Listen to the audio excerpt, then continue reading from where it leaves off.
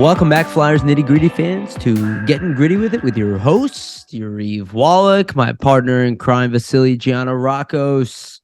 Again, we are back for what I anticipate to be very interesting conversations until the Big Bang. Let's call it that.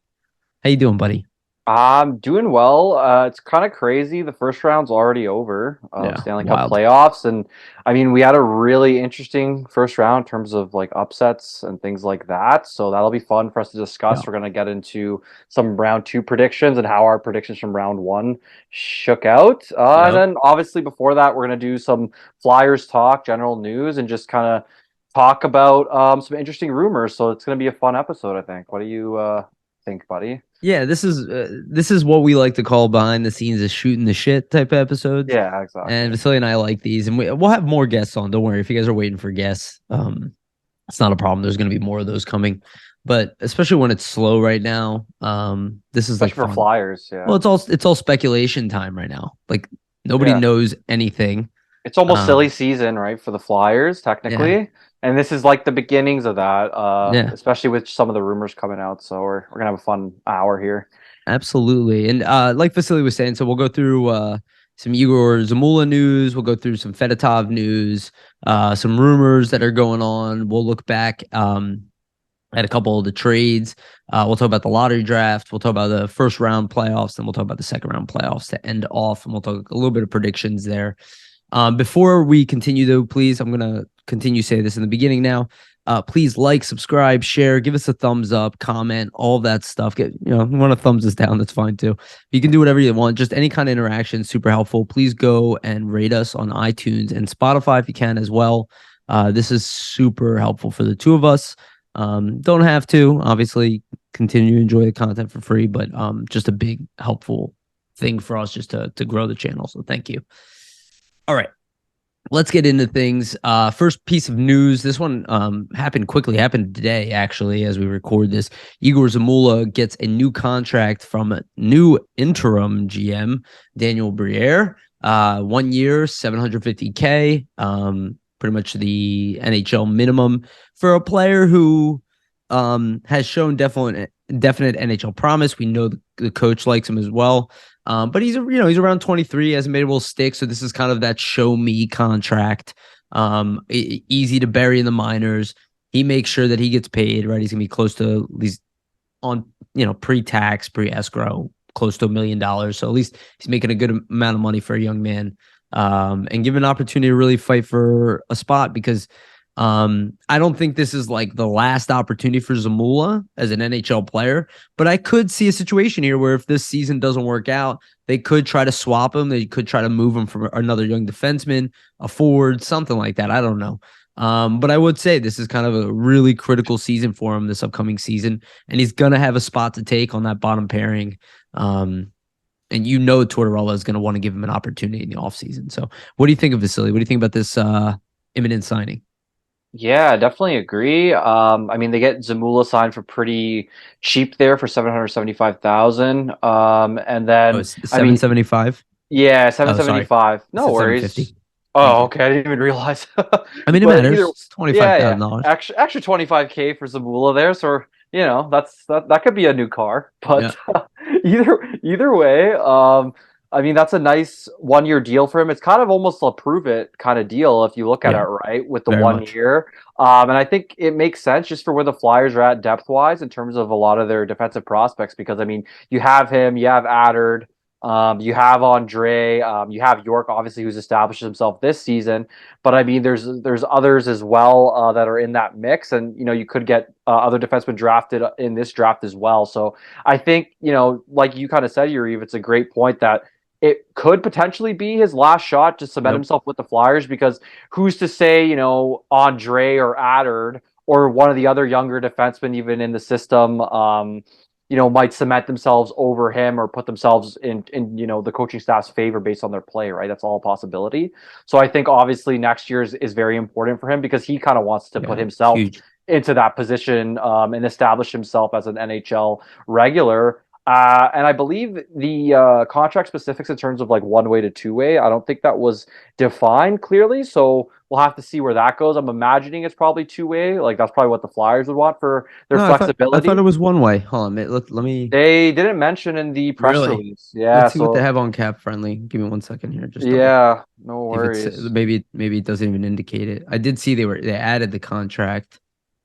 Zamula 775 first year contract extension. I don't know. It might not Yeah, it say doesn't. yet. Yeah, I don't think it says yet. But either way, it'll be something to keep an eye on because I think in the press release the Flyers sent out to everybody, at least that I received, it states here Igor Zamula gets a 1 year, 775,000 contract extension. I'm So that's an just reading. interesting piece that they didn't mention that I'm kind of waiting on because it does make a big difference whether it's a one way or two way guy. Because I think I'd imagine, right, if you try to sneak him through waivers, I think somebody would claim him personally. I So think I'll be honest with you. I think he would qualify for waivers regardless okay, fair enough. because of his experience and age. I'm no way an expert on this, Yeah, so I'm going off of just pure memory. I think at his age, it wouldn't he matter. may, I think yeah. he'd have to go through, and I think that one way and that two way will only affect The the salary, dollar, yeah. the Yeah. salary, and he won't make like $150,000 a year in the minors. He'll make because other players like Felix Sandstrom got something similar, right? Where Yeah. he got a 2 year deal. It was a one way. Like we've seen this before, where guys get a one way deal, and they're borderline players, and they want to get paid, right? So you give them money, you give them serious money for the first. I mean, that's a lot of money for the average person. Like we could scoff 100%. on it Yeah. from an athlete standpoint, but anybody listening to this podcast who makes 750K a year, you're in the 1 percentile in the country. I mean, I think it's in America, it's $440,000. Yeah. So you're well above that. Yeah, exactly. I mean, even after tax, you're still right in that range. So, and hmm he's 22 years old, so it's a lot of money. I don't know. I think good for Zamula. I expect him to have a huge. He still needs to add Some like size. Yeah. girth, yeah, like weight. It's very similar to what Sanheim had to go through. hmm But he's a I'm guy. I wouldn't be surprised if shows up at camp like looking really good.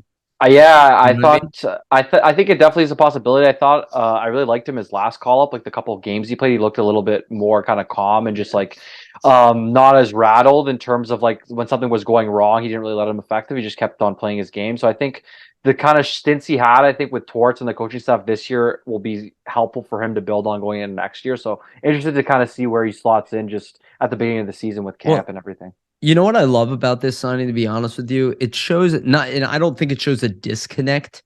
I think it shows the groundedness in John Tortorella's approach. He preaches about Zamula. He's praised him quite a bit. He talked a lot of good things. He admitted he wasn't ready and all that. But the conversations obviously with Danny, who knows Zamula, right? He's not learning about Zamula now. He knows Zamula, and Yeah. obviously the conversations with the coach. They didn't go and hand this guy a 3 year, $1.5 million deal, right? They even though Tortorella loves him, he's still in that show me state with him, right? It's like it shows that he's not favoring. He's being honest. He's showing when he loves promise. He's verbally, giving guys credit that he likes, but it's not coming out in some ridiculous contract, right? Because Zamula didn't earn a 3 year, $1.5 million contract, right? Like it's not a terrible contract. I don't think anybody be screaming if he got that, but it's kind of like he didn't actually earn it yet. He didn't make the team. He lost. He was ahead of York, and then he got passed by York, and he didn't make the team at the end of the year, right? So it's just like little things like that. I like that detail. I like the thoroughness there. And I don't think we can afford to give out any bad contracts right now. And not that Yeah. Zamula would be a bad contract, but I think that it shows a consistency that we're going to see with other players like Yeah, it's an Morgan earn it type Frost and deal, and other. it's an earn it type deal, and it shows players that hey, like if you haven't proven yourself, like we'll give you the chance to do so, but nothing's gonna really be handed to you on a platter. You have to Right. take it from us, Like right? you didn't do enough to earn 3 years because we're still a bad team. You still didn't make this defense.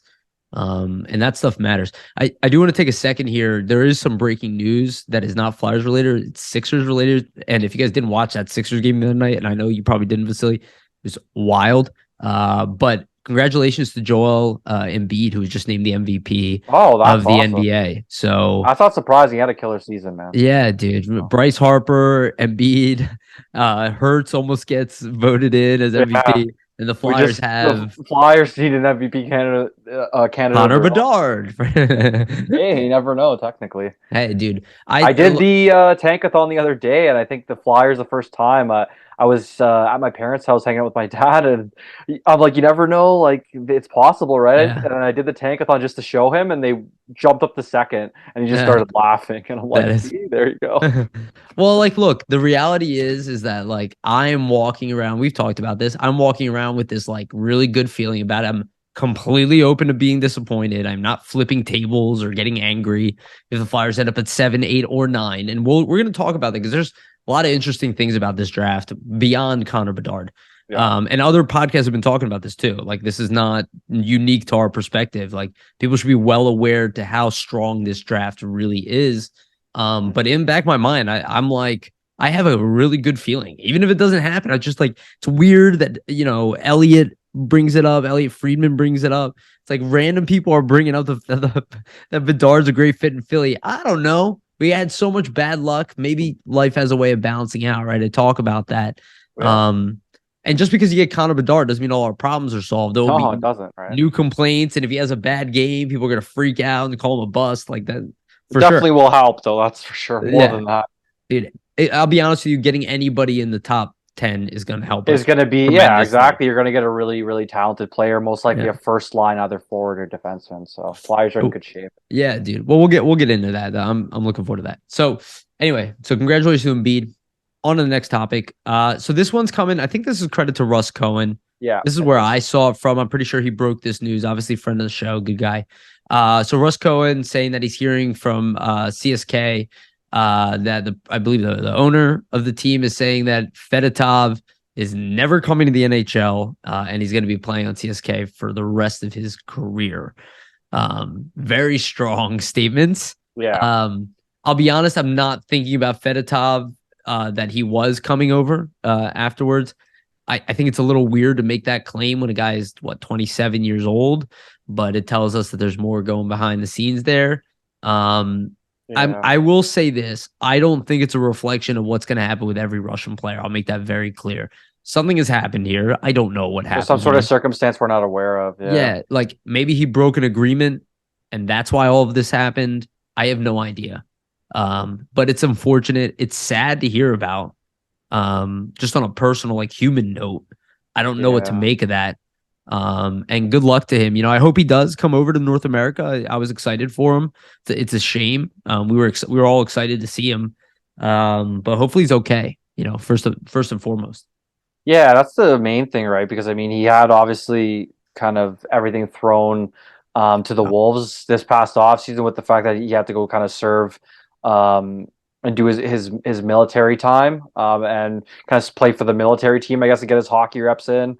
And then now I think the GM and owner state of Siska that they expect him, like you said, right, to play I think for. I'm sorry to cut you off, but I think they are a military team. Yeah, okay, so They there we are, go. right? I'm Yeah, pretty I sure agree. they They are are. the military team. Yeah, yeah. Yeah. So that's my mistake. I'm Yeah. not No, as I don't think privy it's a with the mistake. KHL stuff, but Me so neither.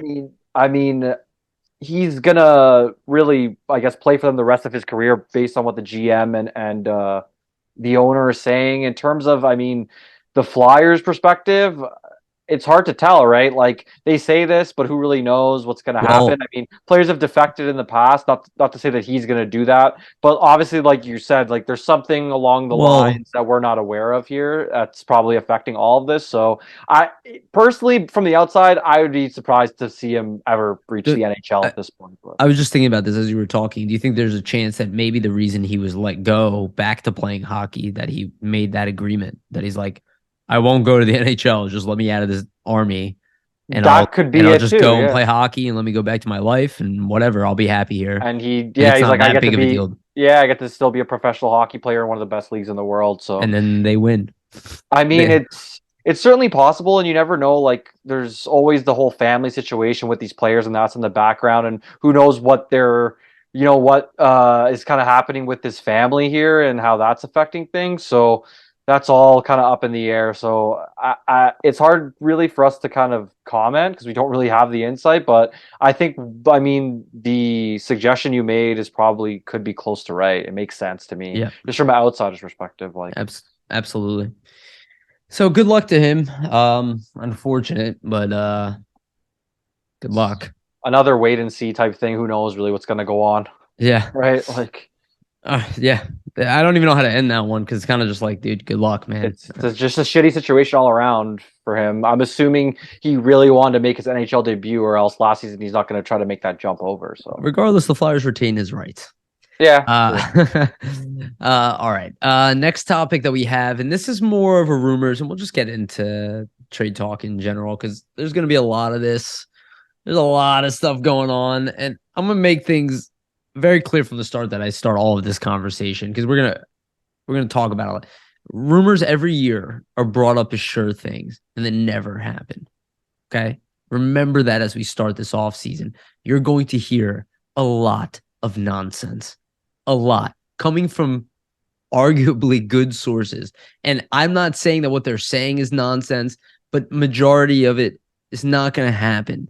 So a lot of it is exploratory. Remember that when you hear people talking, like the idea that anybody knows what's going to happen at this point is ridiculous. For instance, did anybody predict Zamula getting us resigning today? I didn't. Just kind of showed up, right?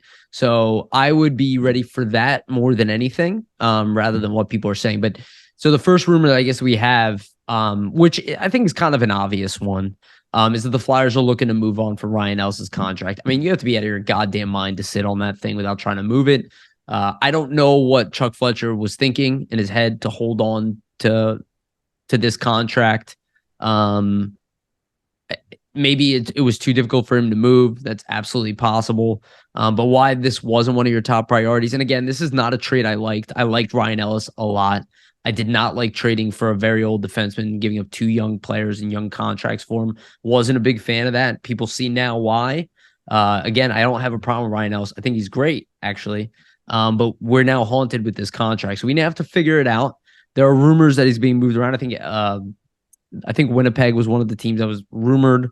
But realistically, I think it's going to be a team that is out of the playoffs, not a Winnipeg. If I also don't agree with people on what Winnipeg is going to do, and we'll get into that in a little bit here. But Ryan Ellis moving, I think you would agree with me on this one, Vasili. It's going to go if he moves out to a team that's at the bottom, Anaheim, Chicago. One of these teams that they don't plan on being even close to the cap ceiling for a couple of years at least, right? And that they will have to get something, and that could be a young player or a pick in return, or the Flyers have to take an active large contract in return, maybe shorter term, but somebody that team is trying to get rid of in the immediate. Personally, I think it'll be more of we have to trade a pick to get it, but I don't think this is going to be the top of Flyers list. And I think this is something that can happen as the summer goes on, maybe even closer to next season. I don't know if it's going to be like, oh, Ryan Ellis is being moved, unless there's like a simple deal out there where a team really needs to hit the cap floor. But I really see this as like free agency time.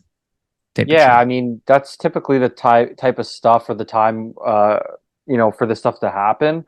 At least for the Ellis situation, I mean I think you hit the nail right on the head there, Yariv. Like usually when you see these large contracts move for LTIR type players, it's usually going to teams that are bottom of the league for a simple reason to help with them being the cap floor. So like that's when you kind of get into those lower echelon, teams that haven't made the playoffs. Where I mean, you've seen Mm-hmm. Arizona do it several times. You've seen Florida do it in the past. I mean, when they weren't as competitive as they are now.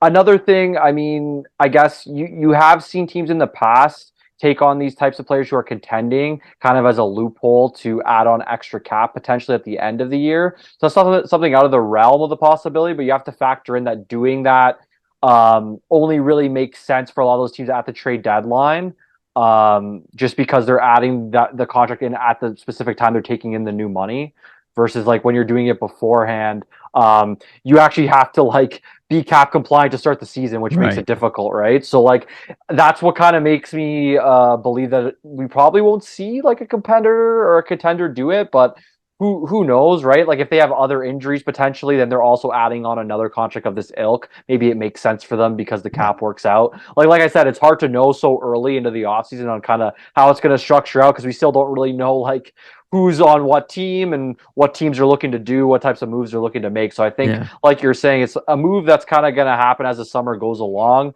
but expect it to probably be And one of those teams that are in the lower echelon of the standings there. If it is going to be a higher end team, or if it was, let's say, a Winnipeg, like something I kind of threw out there when we were just talking offline, was potentially maybe like a Nate Schmidt, um, for an Ellis. And the reason I mentioned that is he has, a high dollar cap hit, only a couple of years left. So right. maybe for some reason, Winnipeg sees a change there where they're like, well, let's bring up one of our younger defensemen to take his spot. And then now we have that Ellis contract on LTIR, so it helps our addition later in the trade deadline, kind of region when they're looking to make additions next year.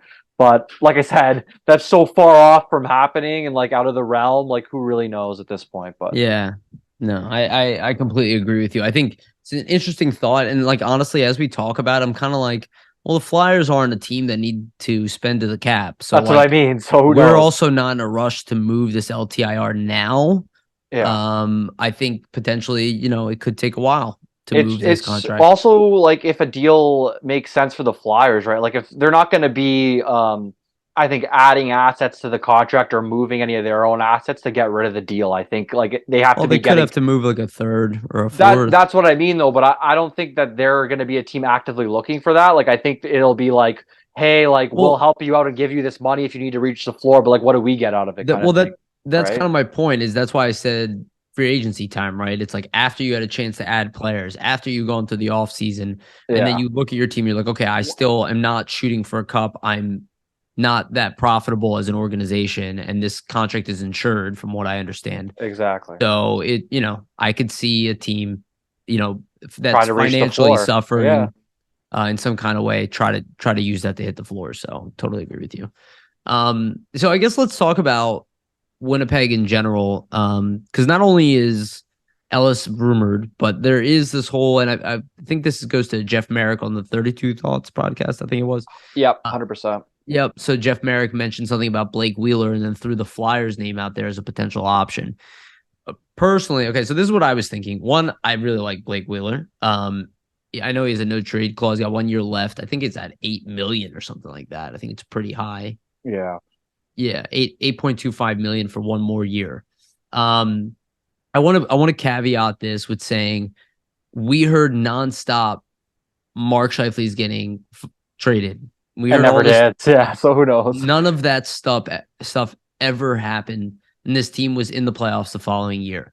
So like, while everybody wants to paint this as this team's going to blow it up, I don't see that happening at all.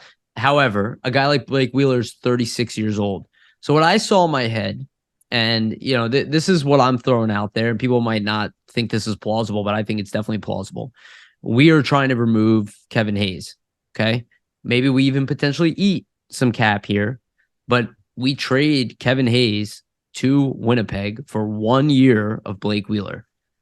People could say, why do they want Kevin Hayes? Well, it's very difficult for Winnipeg to bring big name players. They've liked Kevin Hayes in the past. And if we eat, He played for them. yeah, So if we eat some of that cap, like they said they're willing to do, right? Then you get a guy for about 5 million, right? Who has similar production to Blake Wheeler, very good size, can play your wing or your center, and you have another 3.5 million left over to sign another player if you need to, or to upgrade a position of some sort. yeah, exactly. So for Winnipeg makes sense. Right. So this type of trade, I think is quite reasonable. It leaves the Flyers with a player they don't really need, but they would benefit from having a leader, an aging player that probably will have somewhat of a down year, right? He's not going to have his best years now at 36 years old going into 37, but we have a lot of young guys on this team. We need guys who can play in the bottom six or even middle six. We do need those guys too, especially if they're veterans and used to be, top line players. That would benefit us. So I could see a trade like that, and it gets the Flyers out of cap relief. It still gives them that cap hit for the next 2 years. But then the following year, they lose Wheeler anyway, or they trade him at the trade deadline, get something for him. And then you still have to eat that cap for a couple of years. But if you're not expecting to be a playoff contender, you're gonna have, we already have some cap problems next year and probably the following. So, we'll need a couple of years probably. So what do you think about that, Vasili? Do you think that's logical? And do you have any other thoughts on like Blake Wheeler? Yeah, so Wheeler's an interesting one. I mean, reason being just because there's been all that kind of smoke around him potentially, being one of those disruptors in that Winnipeg locker room and all that type of stuff. But you see him stay year in and year out, and they still continue to be competitive and make the playoffs. Like I said, that makes it interesting for me. Also, the fact that I mean he's still scoring at a pretty decent rate. Like this season in 72 games, he has 55 points. So I mean he's still productive. In terms of Winnipeg moving him, who knows? Like they might be looking to shake things up. That's always kind of the rumor out there for them. Obviously last year, like you said, you see with Shifley, but never happened. So that's the perfect caveat to make. He also mentioned Merrick Boston as well as potential for Wheeler, so that's interesting too, which makes sense. If they have a couple veteran guys leaving, it definitely makes sense. Yeah, exactly. So I think personally, what you brought up, the Hayes for Wheeler, that definitely makes sense, and a reason why I thought it really did.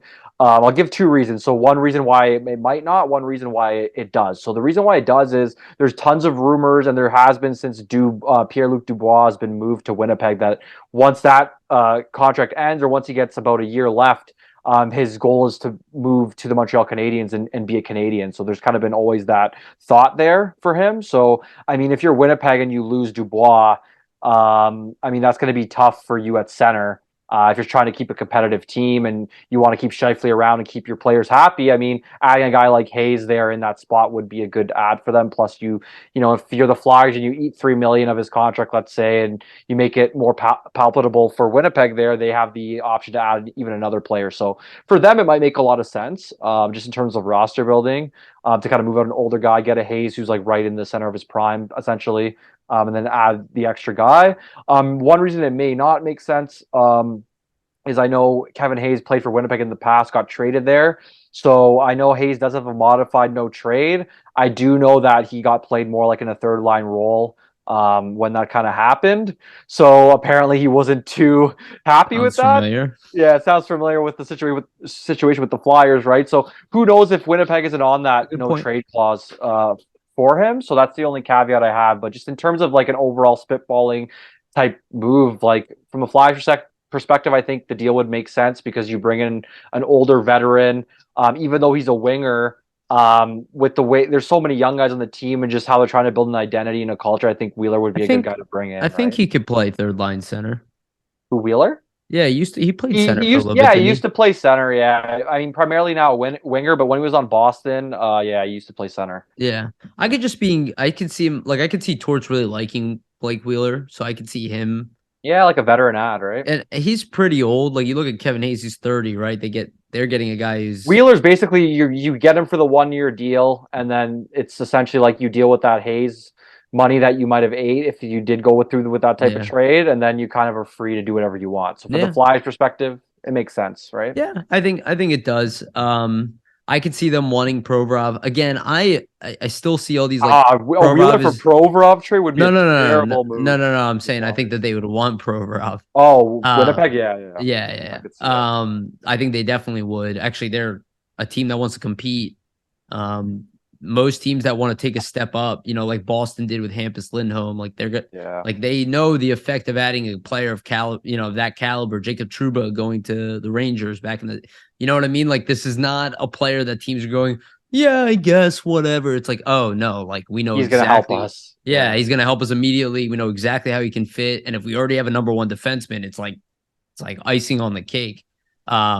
So I think teams are going to want a lot of these players, but I'm just not convinced yet that Provorov is getting traded. Again, I'm not saying I I don't know just what's going to happen. I'm not talking yeah. from a source. I I'm just just not look at convinced. the way the Flyers defense is set up, and especially the third pair. There's a lot of question marks and question marks in general. Like you trade him, you just add to the questions. So I think they're looking to If solidify there more than make it a if more difficult process, especially for their younger guys too coming in on D. Right. So, if Provorov gets you a top 15 pick, let's yeah. around 15, not higher. You know what I mean? For like a bubble team that wants to take it to the next level, right? Yeah. Buffalo. I'm throwing an example. Buffalo, right? team that's like right in the middle, would you trade Provorov for a top 15 pick in this draft? It'd have to be top 10 for me See, personally. that's where my head is too, even though this draft is pretty This impressive. draft's really deep. The only way, I think the only way I go top 15 is like if you also get like a second rounder in there because you don't have Something. one. Sure. Yeah, Okay. but Maybe a I lesser would say, asset comes in yeah, as well. Yeah. Because I you would think say about what top we, 10 though. I mean, we gave up a 13, I think it was 13 or 14 pick for Ristolainen. Like the idea of giving up Provorov for not enough, it just sounds stupid to me. I'm sorry. Yeah. Like this whole like, oh, we got to remove guys because it's like, I don't think that that's what Tortorella was referring to. I'll be honest with you. I think he wants to remove the guys that he doesn't think are going to help, and I don't Yes. know if that's one of the Yes. guys. So Yes. I don't think it's the guy that he played more than everybody else. I'm just yeah. saying. I just don't think that's a top target. I think people are calling for him. In fact, I'd imagine Why people are wouldn't calling they? for Yeah. him and TK more than everybody on this team, to be honest with you. But also, like, you have to be realistic, right? Like, let's say they are calling for him or TK for that matter, and I mean, you get blown away to the extent where, like, hey, we'll give you this year's top 10 pick, and then we'll give you a first rounder next year, and we'll give you a prospect. I mean, well, then my ears are wide open. I don't Yeah. know if that's going to happen, but I'm saying, like, Look, you never know if a team gets desperate and they really want to play for some certain reason. So there's options, obviously, right? But yeah, you all have to hope the Flyers, whatever they do, I think the main caveat that we've kind of talked about for the last number of episodes is no matter what moves they make, they have to win these deals that are no being made. more 100 no more losing trades. I hear the stuff that people are saying, and again, respectfully, I think people have been brainwashed by Chuck Fletcher to believe that losing trades is normal. Like the stuff I see people throw, it's like, well, let's get what we can. And it's like, why? Why are we approaching this? Get what that is bad. That is bad. That is a losing mentality. That's peasant mentality in a league. You cannot beg for shit in the league. You have to find leverage. Well, yeah, I mean, there has to be a negotiation going on, and Yes. you just saying, well, we don't think these guys are that great, and we have to give them away, isn't really going to get you the maximum return that you're looking for back for those assets. In fact, I'd argue she's so cute. My dog's making her appearance, so it's hilarious. She's adorable.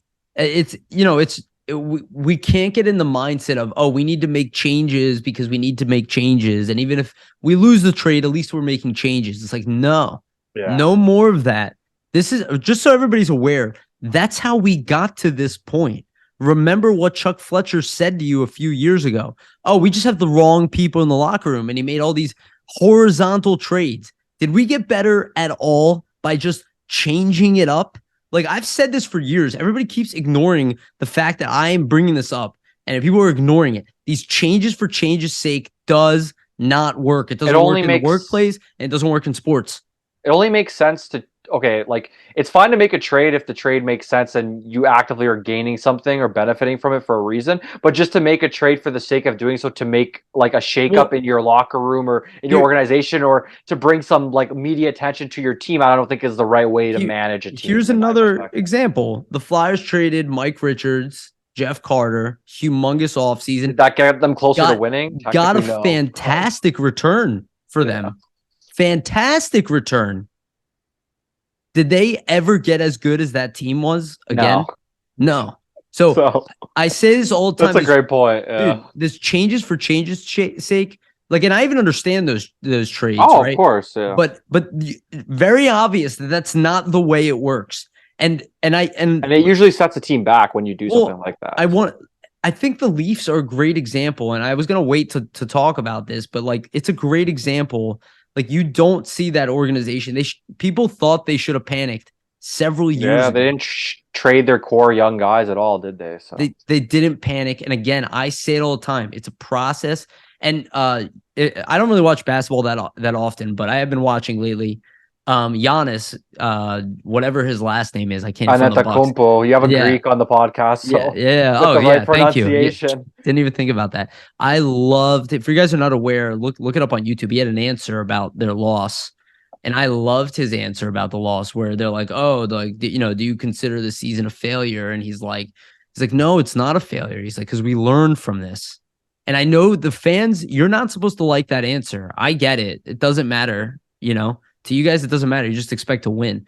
But the reality behind all of this. And this is how success always works is it's an iterative process and you have to get in, be part of the conversation and go at it again and again and again until maybe you can build a dynasty, but hopefully you just break through to a single Yeah, championship. but I'd say that's I mean, I'd say that's in like any walk of life, Yariv. Like typically you make a mistake in life, let's say even in general, right? What can you do? You can look at that mistake and say, hey, like what can I do to do better next time? So I think it's the same thing with sports, right? It's just Well, like we made these mistakes during these games or we did something a certain way, and how can we kind of assess this and take it and move along and get better I after, mean, right? So. what can people say that the Leafs didn't lose or didn't? Yeah, and it helped them learn how to win. That's usually what happens with the That best teams, right? The best teams usually, at least in sports in general, and obviously there's circumstances where this doesn't apply and the team is just really great and makes it there, but typically that's not the case, can right? Usually a team loses first, then they learn and experience that loss, and then learn how to win based what upon that. So what round did Florida lose last year? Did they lose in the first round last second year? round, They second lost round. in the second round. Okay, Yeah. I was Well, look I at couldn't Colorado remember. right before they won. They lost multiple times, even early, right, and then eventually got to that peak. Look at Yes, Tampa Bay, right? people So just yeah, ignore it. Tampa Bay struggled again. They lost in the first round. Tortorella remembers that. yeah, Again, it's an iterative process, and that's why you need to build a team for years so you have a 5 to 10 year window of fighting for a Stanley Cup. It's not there's no guarantee you're going to win that year, even if you're the best team in the league, as we see from Boston. yeah. Which Like we'll get into. Yeah, and again, I want to point out the type of teams that are winning and how funny none of this was predicted. We'll wait to talk about that. We'll get back into that. So again, rumors going galore. I'm still hearing Provorov rumors again. Still hearing Sanheim stuff. We don't know what's going to happen right now. I think everything goes. We're kind of in a waiting period. The one yeah. trade, and you had this listed, so let's talk about this. We were talking about Tampa Bay. So Tanner Jeannot, this was a big trade. I think they gave Yeah. up 2 first-round picks, if I remember correctly. I have the deal here. Let me just bring it Please, up. Actually, I remember it was a lot. yeah, they gave up a lot, and that's kind of why I wanted to bring it up, just because now Tampa's in the first round, and it kind of shows that like teams pay a ton at the deadline, but it doesn't always mean it's going to work out. And like when you look Of back at course, this is probably going to be one of the potential worst trade deadline deals maybe ever. I mean, yeah. I like Jeannot, and I think that he could be like a decent 15, 20 goal guy, give you some toughness, but just based on what he brought to Tampa, like Oh, he was a healthy scratch in their elimination game. well, So and something to add before you, Jeannot was having a down year, yeah, and got and this. and the team who was trading him still refused to lower his value. And look what they got You back. Yeah. see how leverage is key. Tanner Well, Jeannot is not worth what they got for him. Look at this trade. So Tampa Bay receives Tanner Jeannot.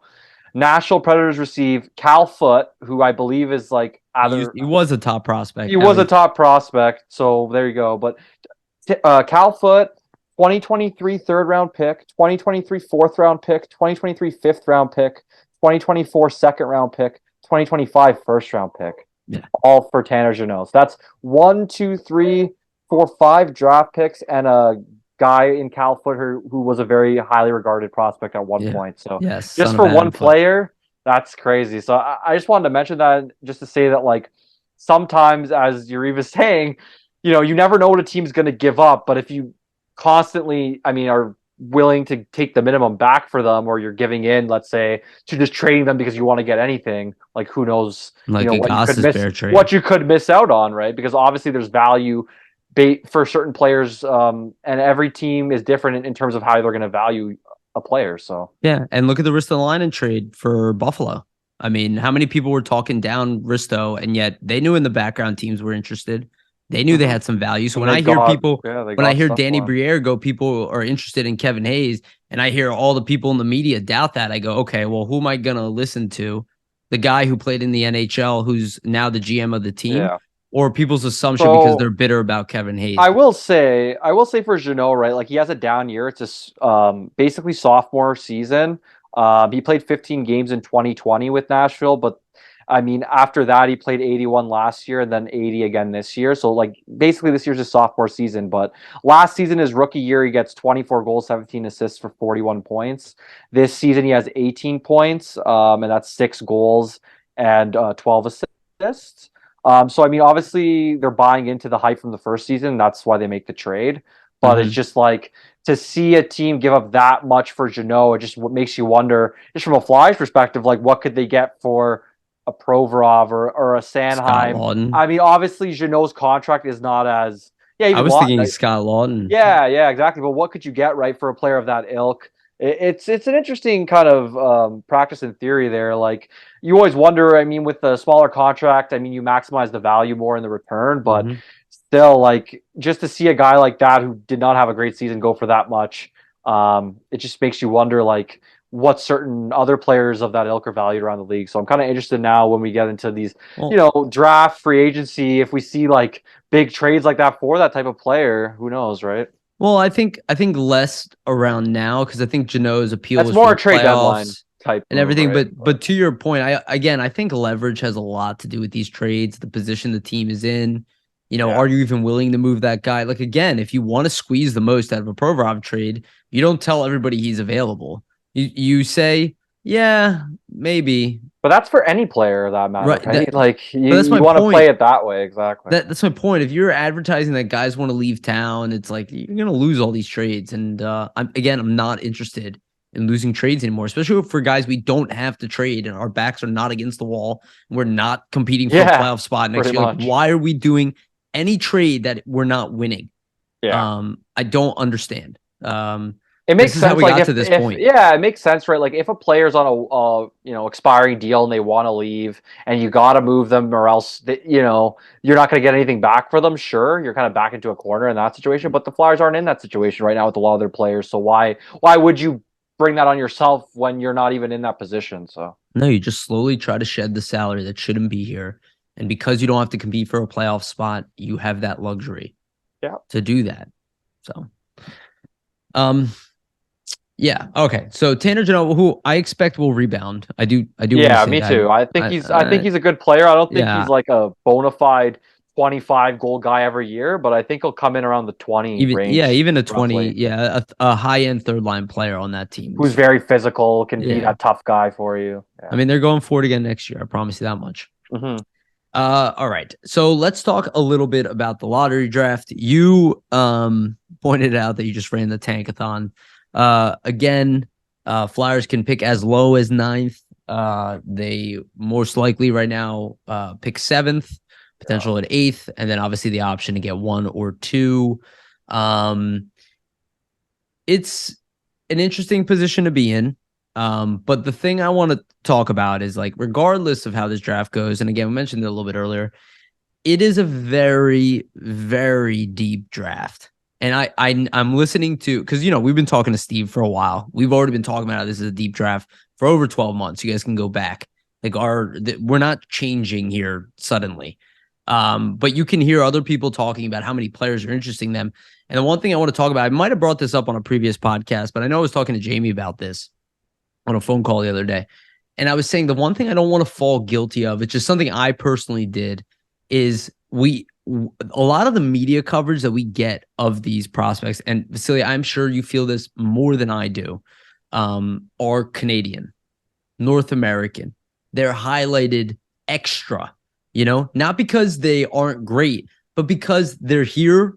We have more coverage of them. We're more aware of them. A lot of the people who are in media have seen them play more often because of where the leagues are located.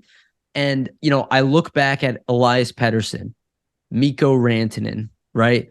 These guys, like the Flyers had opportunities, these guys. I personally saw them, thought they were good. I would have been happy the Flyers drafted Rantanen. I saw he was good, but I didn't dig into him as deep as the other guys because the footage wasn't as available. The talk wasn't as available. And I look this year and I'm already hearing the name come up because it's so funny because we were talking about it a while ago and nobody's talking about this guy prior, but Dvorsky, right? Saleh brought him up. And then, we even have Michkov. I just want to talk about the European players are clearly being underestimated. I just want to say it's happening quite a bit because there's such a plethora of North American talent nowadays with Canada and the US being such dominant programs that while the other programs are really strong, it's like their best players don't get looked at as top players in the draft all the time. They're like in that tier right after the North American guys. And as we've seen from guys like Brantanen and, Pedersen, this is not the case at all, actually. And because, and we can talk about Leo Carlson being there too. You look at a lot of these guys, Tim Stützle, right? A lot of these European guys, they're not going to get as much coverage in the media, but it doesn't mean their potential is not really high. So a guy like Dvorsky, a guy like Saleh, I'm interested to hear more about them. Right now, I'm hearing that people are really excited with Dvorsky. I'm hearing he could even move up in the draft. But then I also want to talk about Michkov. And, again, he's a little bit older, something to take in mind. He's in that 19 age group right now and all of the problems with him.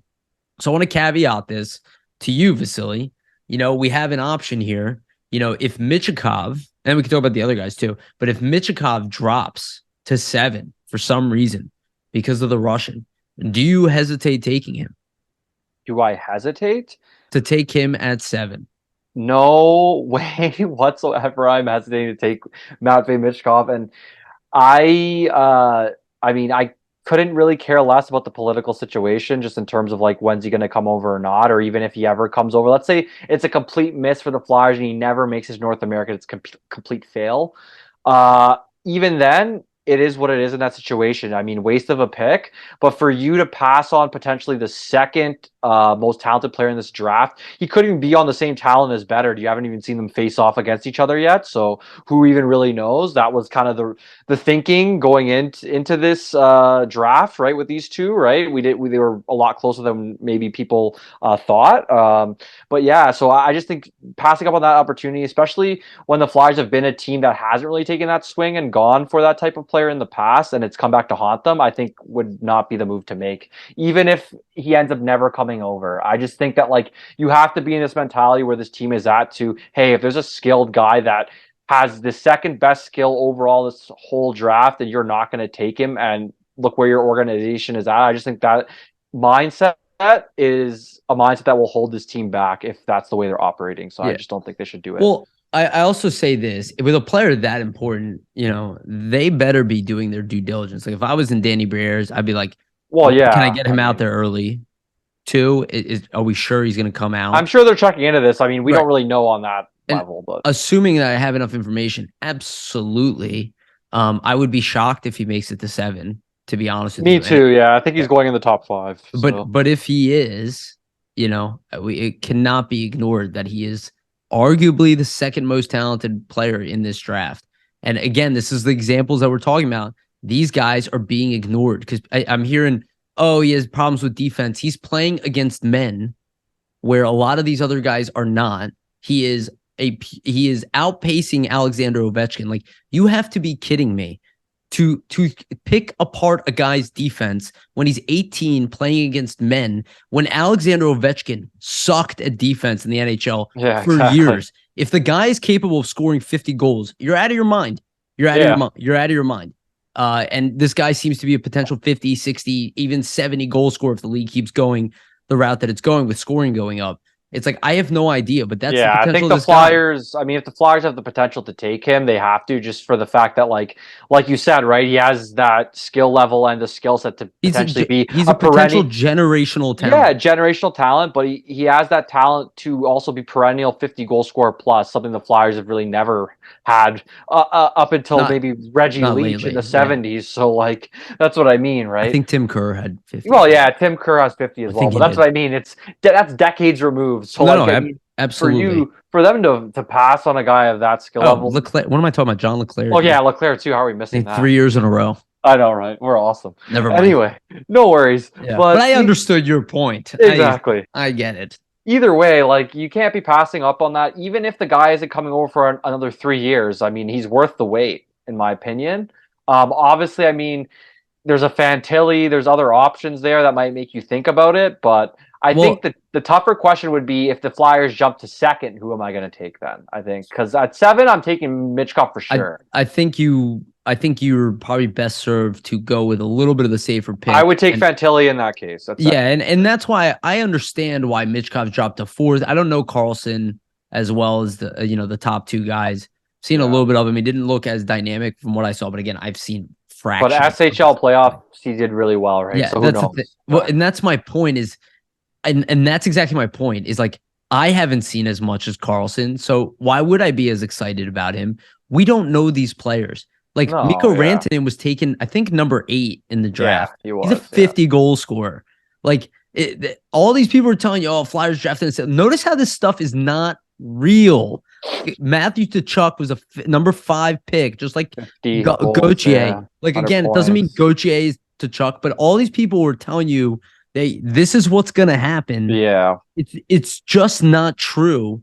And again, the playoffs should just anchor that in your brain that nobody can predict any of these things. Especially with hockey too. Like it's just one of those sports where it's a very unpredictable thing, and sometimes stuff just happens out there. Yeah, I would say too, I wanted to get into just since we're on the sure. Go ahead. prospect stuff. The under 18 ice hockey world championships Oh actually yeah. just concluded. USA taking home the gold medal there. I believe they were facing off against Sweden in that gold medal game and beat them. Ryan Leonard had the game winner for the U.S. The U.S. with the top 3 leading scorers. So Will Smith, who will be in the top 10 likely in this draft, he had 9 goals, 11 assists for 20 points in 7 games. So that's really good. Gabe Perreault, I Yeah. believe he's number 10 on the top 32 for North American skaters by Central Mhm. Scouting. He had 5 goals, 13 assists for 18 points, and then Ryan Leonard with the game winner in that game against Sweden. Wow. 8 Gabe, goals um, and 9 assists for 17 points. dude, I am very confused. So I'm looking at Gabe Perreault. Yeah. He's ranked 31 on Elite Prospects. Yeah. He had in 62 games, 53 goals, 79 assists for 132 points, and he's ranked 31st. That's crazy. Yeah. So that just shows, right? He had more points than Will Smith. Yeah, that's nuts. Right. So who knows with some of these rankings, right? Just it's style of player. Sometimes like scouts are going to pick out a certain style and more responsibility more than a guy that's just scoring a ton of And goals that isn't playing a lot of defense. So that's something to factor in, right? But obviously you want a prospect who's more well-rounded, but sometimes having that guy that can just score a bunch of points is something that you it's need on just your team. So it's just such a crazy draft. I yeah, don't know enough it's in their about this best draft, but it's in their best interest, man. If the Flyers can somehow get another first round pick or even a late or like an early second rounder, like they might be getting a first round level talent in that second round. And one other guy I wanted to mention off that, IHF championship was Dalibor Dvorsky. I think this tournament might be like something that helps his stock rise up into the top 5. I think Grant McKegg, he's one of those really big scouts that a lot of people follow for draft coverage. I think in his top 10, he was in the top 5, which a lot of scouts and rankings don't really have him that high. But he was saying that he was talking to a lot of NHL scouts and that he'd be surprised if Dvorsky isn't in the top 5 and doesn't get picked just based on like what scouts were saying about him and who he was talking to. But yeah, Dvorsky was playing for Slovakia, and he had 8 goals, 5 assists, 13 points in 7 games, and had a 4 goal game actually in that tournament. So his stock might be rising. I mean, it's hard to take with tournaments. We always, when we talk to Steve and have him on, he always says, it's hard to draw from a tournament just because you have a whole season sample versus the tournament sample, and you don't want to get too excited. But yeah, I you don't mean, want to. Yeah, but he was still, I already on mean, the rise from what I exactly. He understand was he was prior. already on the rise, and him just scoring 4 goals in that one game there obviously is going to boost him up even more. So I'm interested to see where this top 10 falls. I think honestly, within a certain sect of guys in the top 10, just like you were hearing a bunch of different names, like obviously between like Bedard, Fantilli, Carlson, Mitchkov are going to be like your top 4 most likely. But outside of that, like Sale, Dvorsky, Oliver Moore, like Ryan Leonard, Will Will Smith, we Smith. really Like don't know. I don't know how this is going to go, and even the defenseman Axel Sandin Pellikka had a really great showing for Sweden. He had a bunch of like points on defense, lots of great stretch passes. Even David Reinbacher, the defenseman. Like I think we might see some surprise picks that you might not be aware of Yeah, just based on the depth in this draft too. There might be certain guys that teams just have fell in love with, right? And they rise up the board that way. yeah. Like, who And knows? this could be a year where the Flyers try to move that pick next year for a pick this year, maybe at the end of the I draft think or that would be something. a smart move based on the depth here. It's And like just that think about that stat you potentially there. cited there with Perot, right? Like a guy who's ranked 31st overall in elite prospects who has over 100-point season in junior. Well, Like it could even be like an early second round pick of a guy who drops for our first next year, just because of how yeah, deep this draft is at forward. So might be worth it. Yeah. we'll see. It's gearing up. So I'm excited for it. All right, let's get into our playoffs and then we'll wrap it up there. So just we talked a lot about lessons learned, but just to recap the playoffs here. So starting on the West Coast, the Seattle Kraken ended up beating the Avalanche. We're both wrong in that prediction. So. Yes, we both predicted the Avs would win. Seattle Kraken were tough Nuggets in that one, and then took the last game away from Colorado. They just couldn't really score, and they just shut the stingy team won in this one. Grubauer, what's crazy that Grubauer is the one that gets the Avs back after what happened to him. It's I love it. awesome. But again, and again, I'm going to say it over and again. How often are you guys hearing the same statement? High end talent to be good, and then you look at this team, and I understand Matty Beniers is going to be high end talent. But he's not a Right now, generational player. Like, and also at this point, he's a rookie who put up 50 some points this year. Or I think so. Maybe he put up 60. yeah, 50. Yeah, 50 some points. This is not a guy who's carrying a team on his back. They don't have superstars. Well, you need depth in the playoffs, man. And that's what it is, right? They're not built to win a championship. This is what I talk. They're not built to win a championship. They probably can't win. I don't think they're going to make the Stanley Cup playoffs. But I don't think they can win the Stanley Cup playoffs because they don't have the elite talent to separate when they get to that top, and the other team will. But again, what they are doing is what you need to do to make the playoffs and be successful in it. Be competitive, yeah. Yes, and this is where I think the Flyers can get a lot faster than other people are saying they can. To build a team like this, you can do that relatively fast. Finding the generational, the Panarins that are out there, the Kaprizov, that top 10 forward, could take a few years. But building a team that can compete and be stingy and attack, that might not take forever. And I like the example of the Kraken. I mean, we saw it with Vegas when they first came in. Again, similar example. You don't need the most high-end talent to be a great team. And I don't know, a testament to that. And again, I said it when Dave Haxtell was fired here. Don't assume he's an idiot. He was an average coach. But he's a rookie coach. Like having success is, to me, not shocking at all. No, but the only people who are shocked, I'm sorry, I'll finish up right here. The only people who are shocked are the ones that said he was an idiot. And some people I heard even claim that Claude Giroux hated him, that players on the team hated him. And again, this was all media created, clearly not true. And then you go and you see just a guy building his career. Sorry, go ahead. Yeah, 100%. I just think I want to jump off and just say, like, when you look at those situations with Hackstall and stuff like that, like, he's a rookie coach. It's a learning experience. I mean, I'm sure there's mistakes that he made in Philly that he's learned from and hasn't done the same things in Seattle. And if you look at a lot of, like, just, greatest coaches in history, and you look at their first tenure, most of the time that first tenure was not very successful for them, barring a very select few, like a Scotty like Jared Bednar or like a Scotty Bowman or something. But most rookie coaches don't have the best luck, so or the best situation, and that's pretty normal. So again, not that shocking. Again, second next series here, we have Dallas beats Minnesota 4-2 in that series. I picked Dallas. I think you picked Dallas too. I picked Dallas in 7. Yeah. I thought it would maybe go 7-2, but I did think Dallas was the better team. And they're my team from the West right now. Same. They're my team for the finals as well. So they're going to be playing Seattle. Who do you take between the two? Take Dallas. I'm taking Dallas. Yeah, I'm going to take Dallas in 5 games. Ooh, okay. Dallas in 5. I'll give it Dallas in 6. Okay. I expect more stinginess from Seattle. I just don't think they're going to be an easy team. I think they're going to be kind of off a high, beating the Avs, and then it's kind of going to the key with the Avs is they were missing some key talent, right? If that talent wasn't missing, there's a good chance that it probably would have ended up in the Avs' favor in 7. But it is what it is. That's hockey, right? That's hockey. Well, you have to caveat too. I mean, I'm not sure what the Pavelski status is for Dallas, but we'll see. That could be a big loss for them. Yeah, dude. Poor Pavelski. All right. Next series we had was Vegas versus Winnipeg. That ended in 5. Winnipeg had one strong game, and then they were out pretty quickly. Again, this is why it led to the whole rebuild talk. I think they have to do more. I think they're more in a retooling phase than a rebuilding. Yeah. So I do expect some changes there. But Vegas was my pick here. I don't know if I expected it in. I probably expected it in 6, but not shocking to me. They took it in 5. I had Winnipeg in 7. Obviously, did not work out that way. Um, I mean, in terms of Vegas, I just think their kind of recipe for success was they were just relentless in terms of their forecheck on Winnipeg, and then them kind of hemming them in.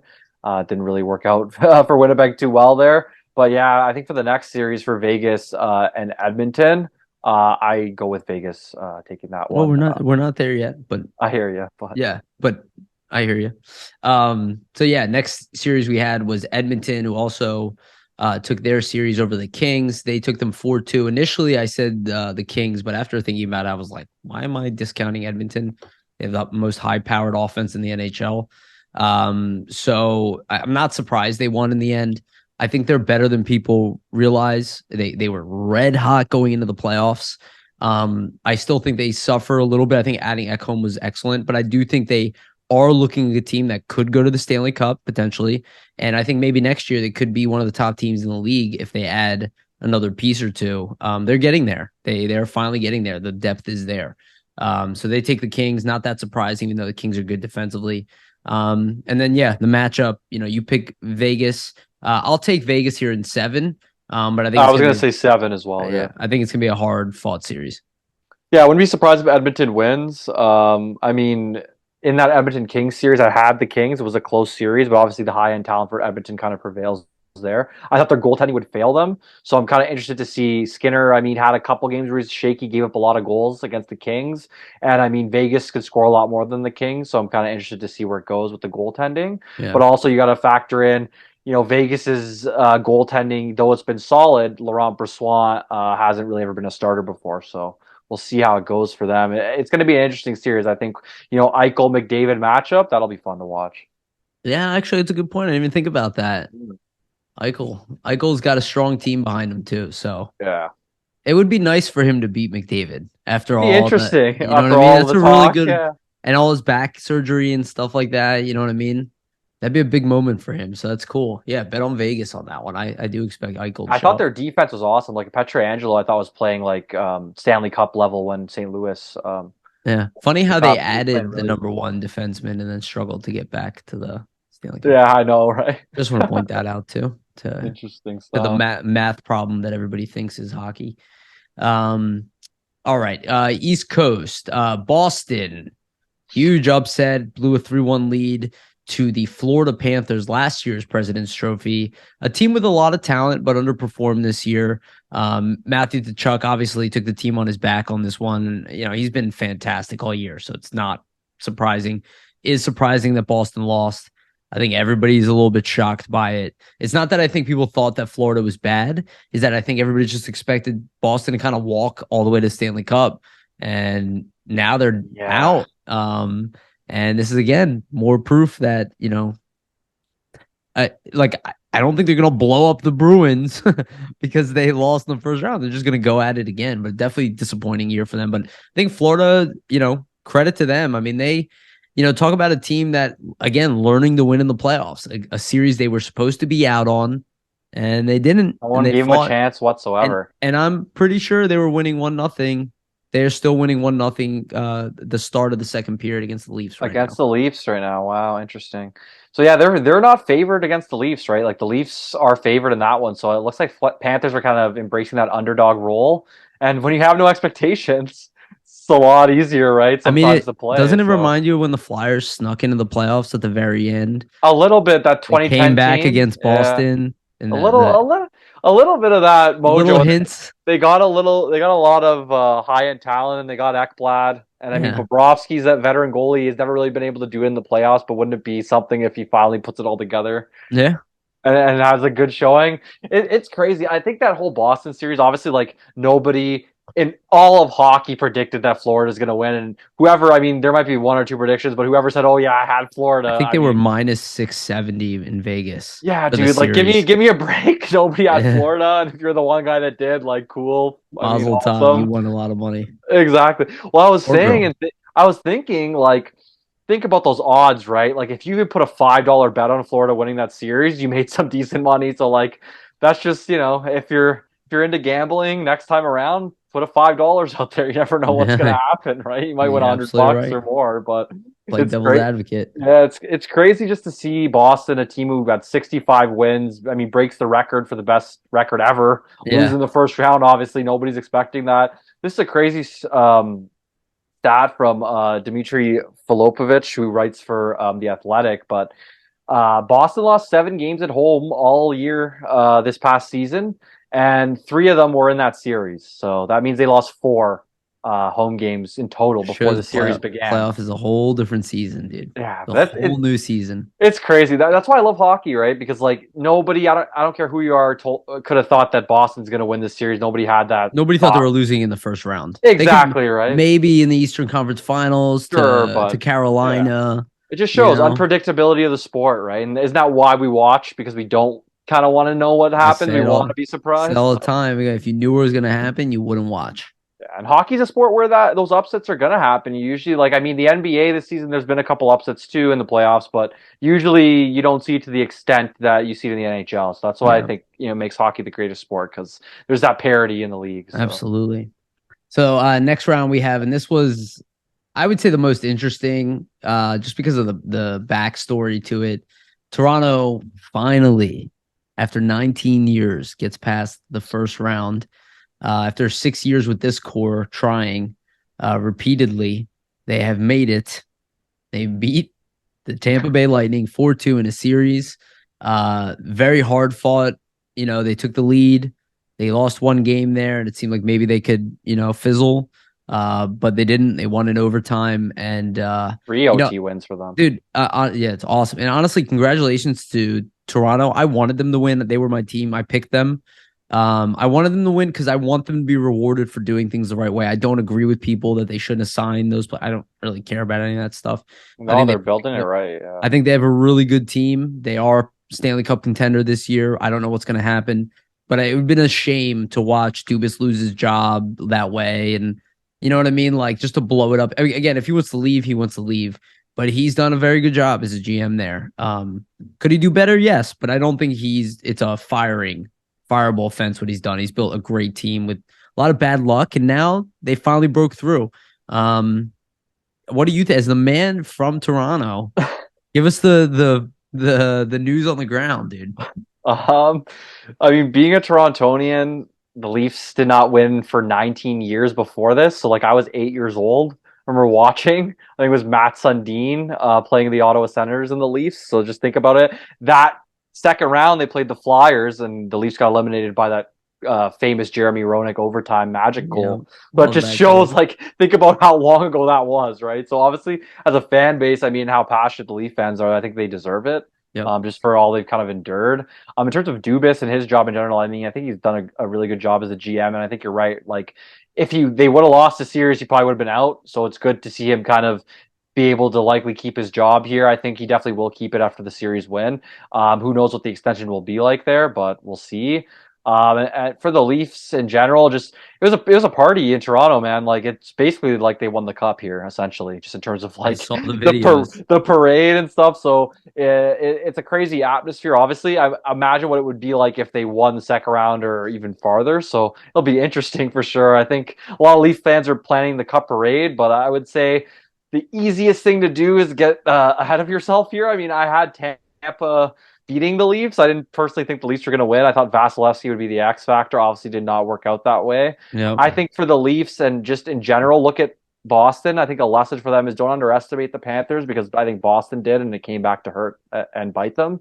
So I Mm-hmm. think the Leafs have to take them seriously. But it's good to see them finally move on after that long because I think based on the regular seasons they've had, they deserve to get past the first I, round. And they've been kind of fucked with the matchups they've had facing Tampa Bay the last couple of years, Washington yeah. before that. Like it's been a tough road for them. Well, they also lost to the Maple Leafs, and talk about you know under talk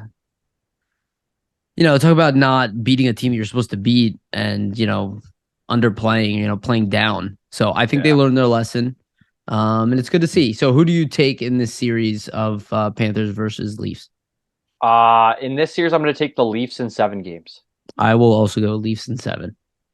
But I think Panthers That would be could. bedlam in Toronto. Yeah, I think Panthers could pull it off though. Like I wouldn't be surprised Absolutely. if it's a tough I series. wouldn't be Like surprised if they go to the cup at this point. Dude, they yeah, beat Boston. There's no that's what I better mean. team in Yeah, the it's league. true. So Who knows what's gonna happen? it's It's hard to wide open, underestimate.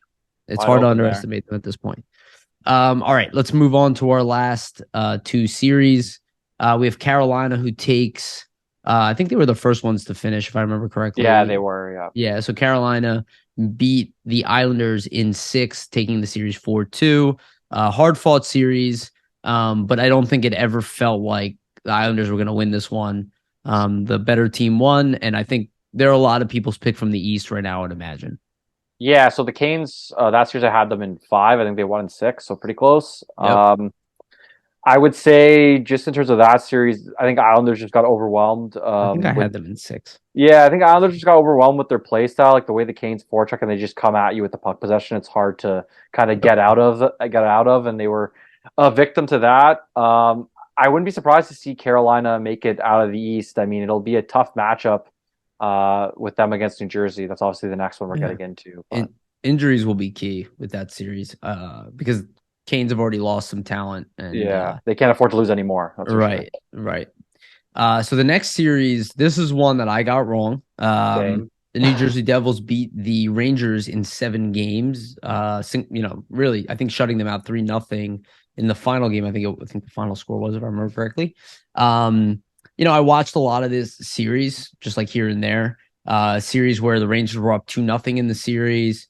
The Devils kind of fought back, took the lead. Rangers won the game they had to win, and then lost the game that they must win, where the Devils won at home. And quite frankly, I expect them to lose because of their youth, not because of their talent. And it started off that way. But they figured it out. I mean, they figured out the pacing. The young guys caught on quickly. Again, the level of talent they have there is, really high. And we don't even talk about that Simon Nemec Oh my and God. what's his Yeah. name? The other Hughes Luke brothers, Hughes. Luke Hughes, are coming to this team. Yeah. They're going to be scary and they're going to be very annoying to play against for a while. So I do think the better team won, but I think it was very, very close as far as I don't think they're considerably more talented than the Rangers or anything. I think they're just a team on their way up where the Rangers more stagnated.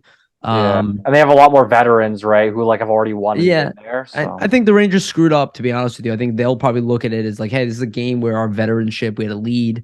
We should have been able to shut this one out. But the Devils showed that their scoring is very difficult to stop. The waves of offense that they can throw at you. yeah, I thought that was a great breakdown. I mean, like Devils lack confidence at the beginning, and you kind of see their confidence reemerge, and they find their ability to score again. Yeah. Whereas I think the Rangers, not that they took them lightly, but I think after the 2-0 lead, they didn't expect the pushback that they got from the Devils, and then they were Mhm. kind of in a series from there. And it's crazy because in a game 7, like I was watching the game yesterday, and you see the Devils didn't look nervous at all. They're making tons of plays, and even Kevin Weeks, or not Kevin Weeks, Subban and Messier mentioned this in the intermission. They were saying that the Rangers don't look like the veterans here. They look like the rookies because they were nervous and they were missing on kind of routine passes and routine plays. So it's kind of crazy, right? Like when you get into that situation, it looks like the Rangers felt more of the pressure, and I think it could be because they had a lot of veterans on their team where they're thinking, hey, like this is our time, like we're in our prime, like when else we're gonna have a chance to do this, especially for guys like Kane, Tarasenko. Maybe that kind of weighs on them there. Whereas the Devils are like, hey, like we're the young and up and coming team, and we don't really have anything to lose. So Yeah, dude, absolutely. I think I'll be honest with you. I could see the Devils in the finals as I could well. see I it. mean, Yeah. The only thing for me every is, one of I these mean, teams are capable. Akira Schmidt and Ned. I don't know. He played awesome. I just who knows? He With outplayed goalie. Shesterkin. That's what I mean. I didn't expect that. With goalies though, it's voodoo, man. Like how many times have we seen a guy, for 3 weeks? Michael Yeah, 3 weeks go on a run and he carries the team to the finals and he never reaches that peak again. So Yaroslav Halak from who years knows? ago. That's Like, what I dude, mean, right? Like sometimes happens you just all need the that time. lightning in a bottle for 3 weeks and you made it to the cup. Like Yeah. Yeah, absolutely. All right. So who do you take? Devils versus Hurricanes. I will take the Hurricanes in 7. I think it's Same. going to be very close, though. Yeah, I'm exactly there with you, and I think if there's any injuries to the Hurricanes, It'll be tough sledding. it'll be tough. Yeah, it'll be very tough. Hey man, those predictions for the first round. I mean, I don't know how you did. I was terrible. I think I got 2 right out of all of them. So Let me look back. So I got the Kraken Avs wrong. I got Dallas right. I got Vegas right. I guess I got Edmonton right, but initially I didn't say it right. I did get the Leafs. I didn't get Bruins. I got Carolina, and I didn't. So yeah, I'm like 50%. I got only Carolina and Dallas. So that just shows, guys. It's The all predict. predictions, It's all exactly. predictable, We right? know Yeah. nothing. We know Yeah. nothing, basically. All right, that's the end of our show here. Anything you want to tell people about Vasili before we wrap up? No, I'm doing some research just into like the Flyer season in general, certain stats. So like over the next couple of weeks, I plan to have a couple like interesting articles just surrounding certain stats and stuff like that. So keep an eye out on Flyers Nitty Gritty for that type of stuff, everybody. Awesome, awesome, cool. Yeah, and again, just a reminder: please like, subscribe, comment, share. All of that stuff is extremely helpful to us. Please give us a rating on iTunes, Spotify, and wherever you listen to music or podcasts in general. We should be everywhere. So if we're not, let me know and I can try to get us there. But again, thank you all so much. Again, our views are consistent. Everything's consistent. We're going to keep going through the off season. Those who are not aware, we're going to keep this going. Nothing's going to slow down. And yeah, lottery drafts coming up. Big dates are coming up. And I think probably right after the playoffs, things are going to ramp up for the Flyers quite a bit. So be ready Yeah. for that. All right. Thank you again, Vasili. Thank you again, everybody, for listening. We love you. And remember, always stay gritty.